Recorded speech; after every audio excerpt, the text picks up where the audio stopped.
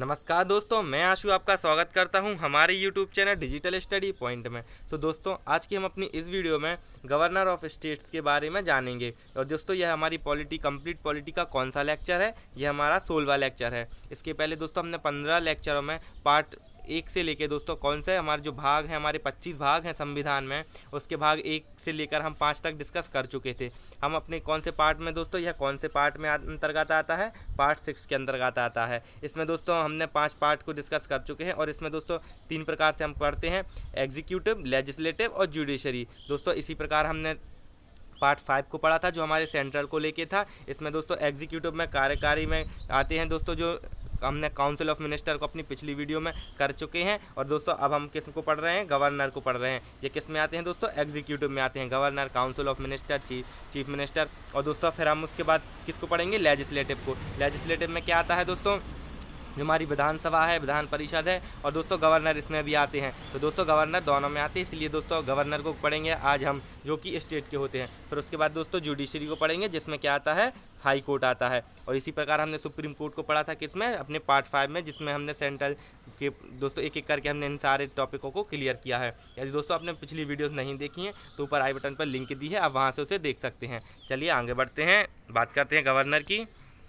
दोस्तों संविधान में उल्लेखित है, शुरुआत करते हैं। संविधान में उल्लेखित है कि अपने राज्य का एक गवर्नर होना चाहिए। दोस्तों गवर्नर होना चाहिए। यदि आवश्यकता पड़े तो व्यक्ति को 2 या 2 से अधिक राज्यों में गवर्नर बनाया जा सकता है। अर्थात दोस्तों किसी भी 2 राज्य का गवर्नर, एक गवर्नर किसी भी 2 राज्यों में हो सकता है। जैसे उत्तर प्रदेश और मध्य प्रदेश का दोस्तों एक ही गवर्नर हो सकता है। यह दोस्तों राष्ट्रपति के ऊपर निर्भर करता है कि वह किस राज्य का कब किसको गवर्नर बनाना चाहता है। चूँकि हर राज्य का कार्यकारी अधिकारी राज्य के गवर्नर में निहित होता है, इसलिए वह राज्य की कार्यपालिका का बहुत महत्वपूर्ण हिस्सा होता है। अर्थात जो एग्जीक्यूटिव होती है दोस्तों, इसका महत्वपूर्ण हिस्सा होता है, इंपॉर्टेंट पार्ट होता है क्या? गवर्नर। जिस प्रकार एग्जीक्यूटिव बॉडी का इंपॉर्टेंट पार्ट क्या होता है? राष्ट्रपति होता है, अर्थात प्रेसिडेंट होता है सेंट्रल में। इसी प्रकार स्टेट में गवर्नर होता है। आगे बढ़ते हैं दोस्तों। यदि इनकी नियुक्ति की बात करें तो दोस्तों इनकी नियुक्ति किसके द्वारा की जाती है? राष्ट्रपति के द्वारा इनकी नियुक्ति की जाती है। भारत के राष्ट्रपति इनकी नियुक्ति करते हैं। और आगे बात करते हैं इनकी योग्यता की। तो दोस्तों अपने गवर्नर हो गए और राष्ट्रपति दोस्तों अर्थात प्रेसिडेंट और वाइस प्रेसिडेंट, इनके लिए दोस्तों 35 साल की आवश्यकता होती है कि मिनिमम 35 साल की इनकी एज होनी चाहिए। और यह दोस्तों भारत के नागरिक होने चाहिए। और दोस्तों इसके साथ साथ यह किसी भी सदन के सदस्य नहीं होते हैं। अर्थात ना तो दोस्तों यह विधानसभा के, ना विधान परिषद के सदस्य नहीं होते हैं। जिस प्रकार राष्ट्रपति ना लोकसभा के, ना राज्यसभा के सदस्य होते हैं, इसी प्रकार यह भी दोस्तों ना तो विधानसभा के, ना विधान परिषद के सदस्य नहीं होते हैं। आगे बढ़ते हैं दोस्तों। इनके कार्यकाल की बात करें तो दोस्तों इनका कार्यकाल होने को तो दोस्तों 5 साल का होता है, परंतु दोस्तों इसके पहले भी राष्ट्रपति इनको यदि चाहें तो रिमूव कर सकते हैं। प्रेसिडेंट के प्लेजर के ऊपर यह डिपेंड होता है। इसके साथ साथ बात करें, यदि राज्यपाल को नियुक्त किया राष्ट्रपति दोस्तों किसकी सलाह पर हटाते हैं? और प्रधानमंत्री की सलाह पर हटाते हैं। दोस्तों राष्ट्रपति नहीं, खुद उनके पास दोस्तों ज़्यादा पावर तो होती है, पर दोस्तों मेजर पावर जो होती है अपने प्राइम मिनिस्टर के पास होती हैं। इसलिए दोस्तों किसकी सलाह पर काम करते हैं? प्रेसिडेंट, प्रधानमंत्री के। चलिए आगे बढ़ते हैं दोस्तों। यदि परिलिप्तिया की बात करें तो दोस्तों इनको किराया मुक्त निवास का हकदार होते हैं, जिसे आमतौर पर राजभवन कहा जाता है। आगे बढ़ते हैं दोस्तों। कानून के तहत उसके अलावा भत्ते, यदि इनकी बात करें दोस्तों, भत्ते और विशेषाधिकार निर्देश हैं, लेकिन राज्यपाल के कार्यकाल और भत्तों उनके कार्यकाल के दौरान नहीं बदलते हैं। अर्थात जब भी दोस्तों कार्यकाल चल रहा है किसी भी राज्यपाल का, तो उनके भत्ते जो हैं दोस्तों वह नहीं बदलते हैं और वह सेम ही रहते हैं। और दोस्तों यदि इनके हम पावर, पोजीशन एंड रूल की बात करें दोस्तों, शक्तियां और स्थिति और भूमिका की, तो राज्यपाल की शक्तियों और कार्यों को दो प्रमुख भागों में दोस्तों वर्गीकृत किया गया है। राज्य के प्रमुख के रूप में कार्यकारी, विधेयी, वित्तीय के साथ साथ दोस्तों हम किस प्रकार पढ़ सकते हैं? उनकी कार्यकारी शक्तियाँ अर्थात किसकी? राज्यपाल की। इसके साथ साथ विधेयी शक्तियाँ जो हैं, फिर वित्तीय शक्तियाँ, और दोस्तों साथ साथ क्षमा की शक्तियाँ हैं उनके पास। दोस्तों क्षमा की शक्तियाँ जिस प्रकार राष्ट्रपति के पास होती हैं, उसी प्रकार राज्यपाल के पास भी होती हैं। कि सिवाय एक के दोस्तों जो मृत्युदंड है वह बस राष्ट्रपति क्षमा कर सकते हैं। इसको राज्यपाल के पास हक नहीं होता कि राज्यपाल क्षमा कर सके। चलिए आगे बढ़ते हैं दोस्तों। कार्यकारी शक्तियों की बात करें तो दोस्तों राज्य में सभी कार्यकारी कार्य राज्यपाल के नाम, दोस्तों जितने भी सरकारी काम होंगे वह किसके नाम पर होंगे? राज्यपाल के नाम पर होंगे। जिस प्रकार राष्ट्रपति के नाम पर होते हैं केंद्र में कि किसी भी दोस्तों फीता काटना है या किसी भी नाम है, किसी को पुरस्कार देना है, जितने भी हैं दोस्तों यह सब कार्य कौन करता है? राष्ट्रपति करता है सेंट्रल में। इसी प्रकार दोस्तों राज्यपाल करता है स्टेट में।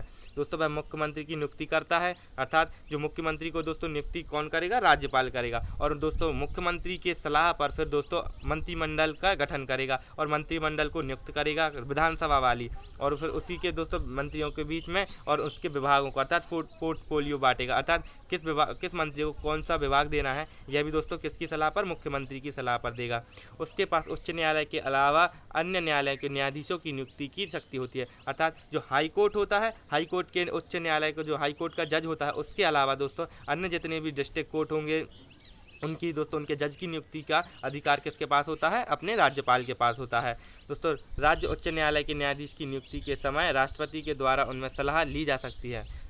राज्य में कार्यकारी प्रमुख के रूप में अपने सभी कार्यों का निर्वहन करते हुए राष्ट्रपति की तरह राज्यपाल को मुख्यमंत्री की अध्यक्षता वाला मंत्रिपरिषद द्वारा सलाह किया जाता है। यह दोस्तों वही है कि मुख्यमंत्री की सलाह के द्वारा।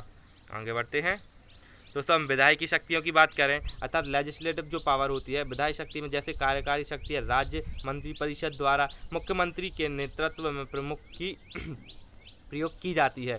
राज्यपाल ने राज्य विधानमंडल को सम्मान, अर्थात दोस्तों सम्मान अर्थात जो राज्यपाल होता है वह बुला सकता है विधान परिषद और विधानसभा दोनों को। यदि किसी राज्य में विधान परिषद है और विधानसभा है तो दोस्तों यदि उसकी मीटिंग चाहिए है, मीटिंग करवानी है तो दोस्तों राज्यपाल बुलवा सकता है कि मीटिंग के लिए। इसके साथ साथ दोस्तों वह किसी भी विधानसभा को भंग कर सकता है अपने विवेकानुसार। वह राज्य विधानसभा के सत्र को संबोधित कर सकता है, अर्थात किसी भी जो सत्र होते हैं विधानसभा के उनको संबोधित कर सकता है, अर्थात एड्रेस कर सकता है। दोस्तों यह मैसेज सेंड कर सकता है दोनों ही, अर्थात दोनों ही, बोथ लेजिस्लेटिव काउंसिल और लेजिस्लेटिव असेंबली अर्थात विधानसभा और विधान परिषद दोनों में। राज्य विधानसभा में नामांकित कर सकता है यदि वह इस बात से संतुष्ट है कि उच्च समुदाय का पर्याप्त प्रतिनिधित्व नहीं है। यदि दोस्तों पर्याप्त प्रतिनिधित्व नहीं है तो दोस्तों वह उनको बुलवाकर नामांकन कर सकता है विधानसभा का और प्रतिनिधित्व कर सकता है।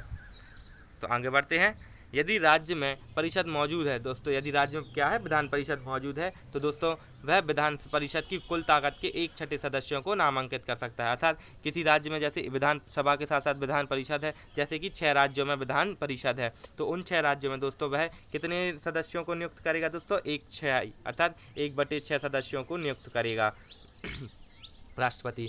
एक विधायक कानून बनाने के लिए राज्यपाल की सहमति आवश्यक होती है। इस संबंध में राज्यपाल के पास निम्नलिखित विकल्प होते हैं जब वह अपने विचार के लिए एक बिल प्राप्त करता है। दोस्तों बिल के तौर पर दोस्तों राज्यपाल के पास शक्तियाँ होती हैं। जैसे कोई भी बिल राज्यपाल विधानसभा से यदि पास हो जाता है तो वह कहाँ जाएगा? विधान परिषद में। यदि दोस्तों वहाँ से भी पास हो जाता है तो दोस्तों राज्यपाल के हस्ताक्षर मात्र से फिर वह बिल क्या बन जाएगा? एक्ट बन जाएगा। कैसे बनता है दोस्तों?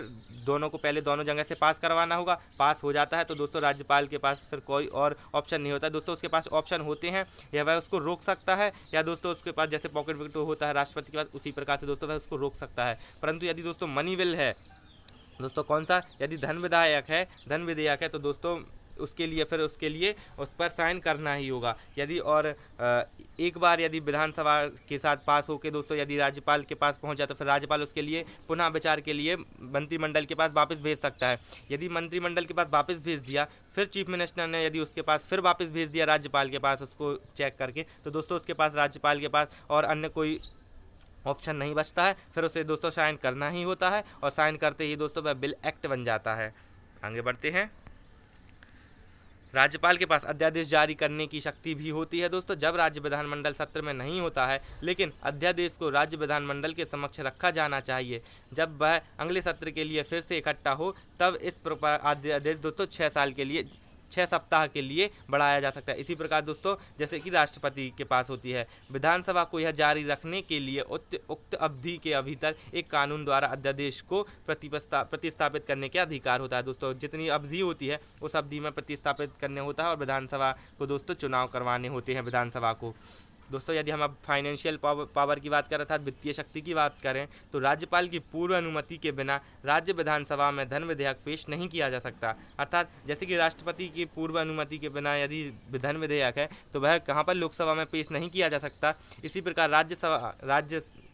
राज्यों में राज्यपाल की पूर्व अनुमति के बिना विधानसभा में दोस्तों धन विधेयक को पास नहीं किया जा सकता।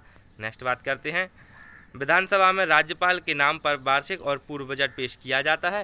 राज्यपाल का दोस्तों अपनी आकस्मिक निधि होती है राज्य की दोस्तों, उस पर नियंत्रण किसका होता है? राज्यपाल का होता है। और उस राज्यपाल की अनुमति के बिना आकस्मिक निधि में से दोस्तों पैसे नहीं निकाल सकती विधानसभा। दोस्तों यदि क्षमा की बात करें तो दोस्तों जितनी भी क्षमा होती है, जैसी कोई भी दंड है उसके लिए दोस्तों उसको बढ़ाना, दंड को कम करना, उसके दोस्तों जो प्रिजनर्स है उसको छोड़ना, यह किसके ऊपर है दोस्तों? राज्यपाल के ऊपर। लेकिन सिर्फ एक उसके पास नहीं है, डेथ पेनल्टी को दोस्तों वह नहीं छोड़ सकता है, बाकी सारी उसके पास होती हैं पावर्स।